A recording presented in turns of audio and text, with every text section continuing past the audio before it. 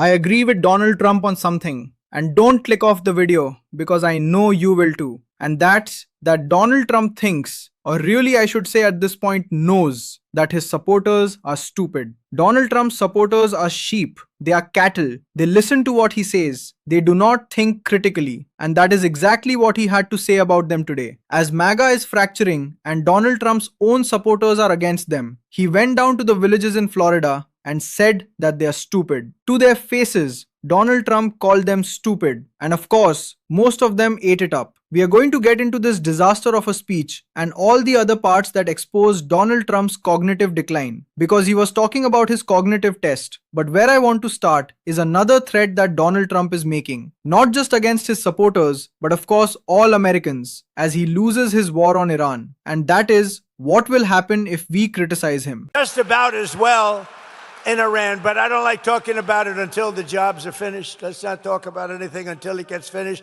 But think of it, their Navy's gone, their Air Force is gone, their whole place is gone, and then we get people to say that we're not winning. We get the radical left to say we're not winning. They don't have any military left. It's unbelievable. It's actually, I believe it's treasonous. Okay, you want to know the truth? It's treasonous. It's happened. We have finally reached the point we've been warning everyone about. The exact situation Republicans claimed was just libs freaking out and speaking in hyperbole. Well, it's not hyperbole anymore. Donald Trump is now openly saying that if you criticize him, he's going to criminalize it. And honestly, JD Vance might want to start looking over his shoulder because he's been pretty vocal about the war happening inside the White House. Now, let's be real. JD Vance hasn't offered any actual pushback. He just wants to pretend for the right-wing public that he's standing up to Trump so he doesn't get looped in with the absolute failure that this war has become. But look at the track record of Donald Trump, the man who kicked Stephen Colbert off the air, the man who threatens to pull CNN's license every other week, and the man who wants Jimmy Kimmel fired for telling the truth. This is a guy who constantly cracks down on free speech. He's the one who had college students arrested for calling out the ongoing genocide being committed by the Israeli government. And by the way, I don't want to hear a single word about a ceasefire until it's real. Donald Trump is the undisputed king of censorship, and this is only the beginning. Why? Because he feels weak. He's fundamentally insecure about the pushback he's getting, even from his own vice president.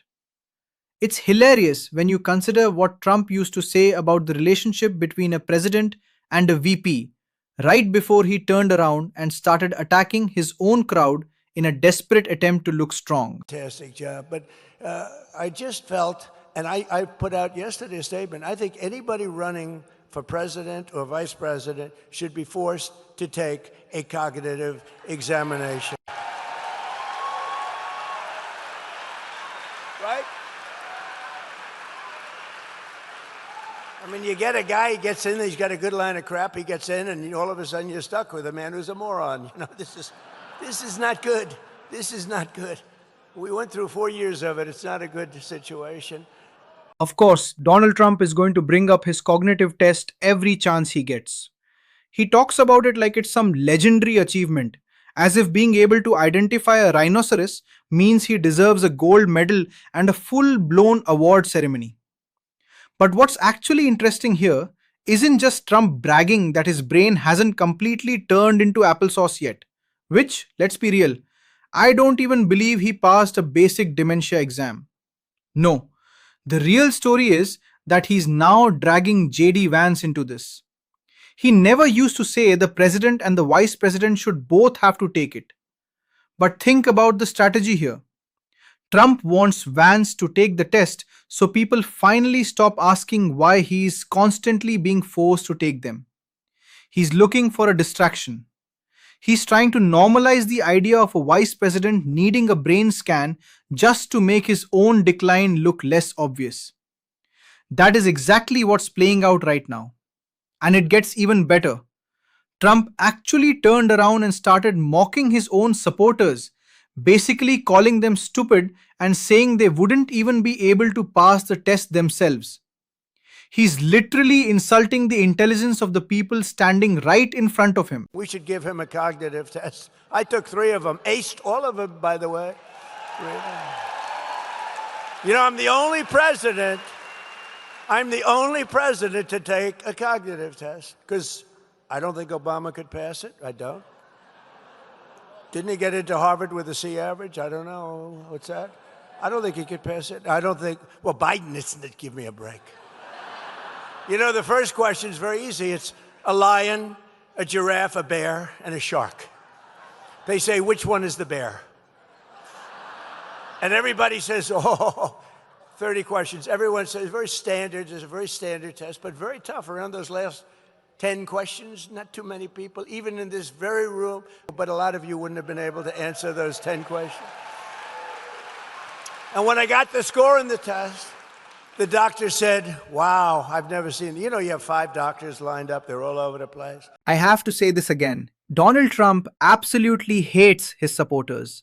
He thinks they are stupid, and he talks down to them every single chance he gets. I want to spend the rest of this video looking at the evidence, showing you exactly how Donald Trump hates everyone around him. He is a raging narcissist, and while we know that, we need to talk more about how that narcissism actually dictates his behavior. I mean, think about the scene. He's in the villages, basically a massive nursing home community, telling a crowd of seniors that most of them couldn't even pass his cognitive test. He's pretending it's some high-level IQ exam, but let's be real, it's a test to see if grandpa should still have his car keys. That's it. Now look, you can be 90 or 100 years old and still be sharp as a tack. Look at Bernie Sanders. He hasn't lost a single step, and he's one of the oldest people in Congress. But Trump is out here telling seniors they might not be able to pass a test designed to detect dementia or serious medical decline. That is the entire point of the test. It's to see if you can still take care of yourself. This isn't something you should be bragging about. It's not a gold star achievement to prove you can still walk around without supervision, which, by the way, isn't even true in Trump's case.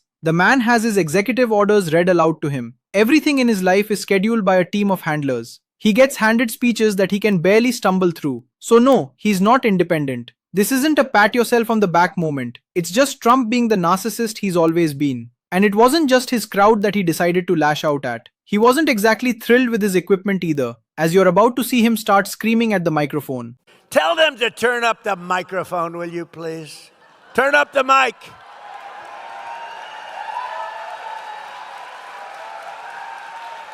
You know, I hate it. You pay these guys a lot of money, and then you get up and the mic isn't on properly. And then they want their money, and I don't believe in paying people to do a bad job. I only like to pay people. I pay early. And I'm screaming my ass off because the mic is no good. Turn the mic up, please. Amazing. Look, this is just who Donald Trump is. He's a raging narcissist who despises everyone in his orbit, and he's so filled with anger that more and more of it is leaking out every single day. I was hanging out with my good friend Jen Welch yesterday. We shot some great videos together, so definitely go check those out. But she has the perfect term for this: deathbed confessions, because that is exactly what we are witnessing. His brain is so broken and he's lashing out so much that he can't even keep his own secrets anymore. He's losing his filter and he's losing his mind, which is exactly why he turned around and said this about Melania. And she hates when I dance too at the end too. She hates when I dance to what's sometimes referred to as the gay national anthem. You know that. She hates it. You know, that song was number 5 32 years ago, and it went to number 1 32 years later. There's never been anything like it. Never hit number 1. It was number 5 32 years ago, and it went to number 1 for months during the last months of the game. We love that song. Well, Melania hates this song, he says, and then follows it up with, "Darling, I don't care. I really don't care about you." I mean, the man is literally saying the quiet part out loud now. Why are you even at the White House? You don't even live here. Again, these are the massive red flags that Donald Trump is revealing about himself and his deteriorating cognitive state. He's basically admitting, I don't care that Melania finds this humiliating. She's told me to stop, but I'm going to air out our dirty laundry anyway because I'm confused and I've lost my filter. That is the reality of Donald Trump at this exact moment. He's a man completely untethered. And it doesn't stop there. He keeps pivoting back to another one of his please pat me on the back imaginary accomplishments. Something that hasn't even happened, and let's be honest, never will. Has dropped to a 5-year low. And I tell you, the only thing, we got a little raise with gasoline. It's going to come down lower than what it was. Don't forget, we had that gasoline down to $2 and below $2 in many cases. It's going to come tumbling down. There is so much oil out there. It's pent up. It's locked up in the Strait of Hormuz, a beautiful place. It's, I think they have close to 400 ships loaded up with oil. When all of that gets released, when all of that comes out, these people tried to hold up our country for years and years, the world, by closing up the Strait of Hormuz. When all of that stuff comes out, you're going to see prices dropping on gasoline like you've never seen, and all of that, electricity, gasoline, anything having to do with energy. Grocery prices are way down. Used car prices are way down. Look at eggs. Eggs are down by 4, even 5 times. Remember when I took over, eggs were so high? I have to keep coming back to this. And look, I get it if you're sitting there like, Liam, just move on to the next point. Give us a different angle. But you have to realize what's happening here. Donald Trump is asking his supporters, who, let's be honest, are willing to believe anything, to congratulate him and clap like seals for a total fantasy. He wants credit for bringing gas prices down from the very same prices he spiked himself. It's something he hasn't done, isn't doing, and has no plan to do. The man is just perpetually angry that he even has to show up and do this job. And my response to that is, Donald, you don't have to do this. No one is forcing you to stay. We certainly don't want you there. Please, leave the job, resign, 25th Amendment, impeachment, just walk away. You don't have to keep doing this, yet you just keep standing there complaining like you're some kind of martyr. I'll tell you one thing, they got one good line of bullshit. That's one thing I'll say about it. They are so bad. They are so bad. It's true. Affordability. It's the first time I heard the word. I'm 2 days in, and I watch this sleazebag, one of these crazy congressmen, get up, and he's being interviewed. He said, affordability, prices are too high. I've just got there. But we brought prices way down. They gave us tremendously high prices, and they'll give them to you again. They take over. You have to get out and vote in the midterms. Because they call it affordability. And I have to make sure as a billionaire who has made billions and billions off the presidency and scamming people my entire life, I have to make sure people can eat. That's no fun for Donnie. He hates the job. Stop doing it. Ben, you are obviously in cognitive decline and everyone in the country, including your supporters, fucking hates you. So just stop. My God, I just get more and more disgusted talking about him every single day. And how could you not? He is in deep cognitive decline and everybody can see it. And I'm tired of him making it our problem. We are going to continue to call out Trump. I will continue to call his supporters cattle because that's what they are. They are stupid people.